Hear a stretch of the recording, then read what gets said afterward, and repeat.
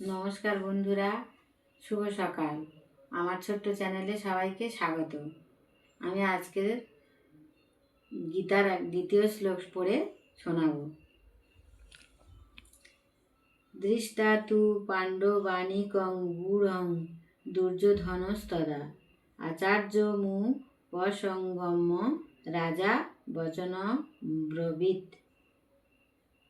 এর বাংলা মানে হলো, সঞ্জয় বললেন, হে রাজন, পাণ্ডবদের সৈন্যসজ্জা দর্শন করে রাজা দুর্যোধন দ্রোণাচার্যের কাছে গিয়ে কি বলল। তার এতে ভগবান বলছেন, ধৃতরাষ্ট্র ছিলেন জন্মান্ধ। দুর্ভাগ্যবশত তিনি পারমার্থিক তত্ত্বদর্শন থেকেও বঞ্চিত ছিলেন।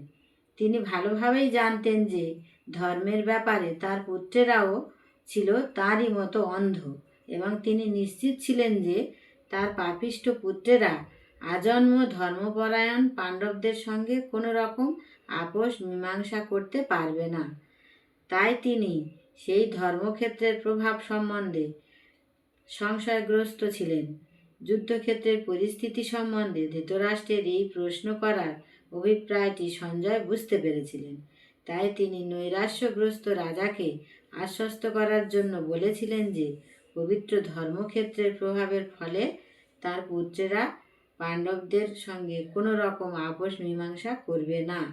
সঞ্জয় তাই রাজাকে অবহিত করলেন যে তার পুত্র দুর্যোধন পাণ্ডবদের সৈন্যসজ্জা দর্শন করে তৎক্ষণাৎ সেনাপতি দ্রোণাচার্যের কাছে উপস্থিত হল প্রকৃত অবস্থা সম্বন্ধে জানানোর জন্য।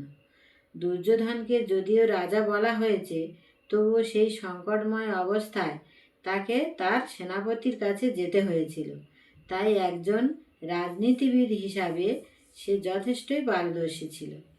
কিন্তু পাণ্ডবদের সৈন্যসজ্জা দেখে দুর্যোধনের মনে যে ভয়ের সঞ্চার হয়েছিল, তা সে তার কূটনীতির ছদ্ম আবরণে ঢেকে রাখতে পারেনি। নমস্কার।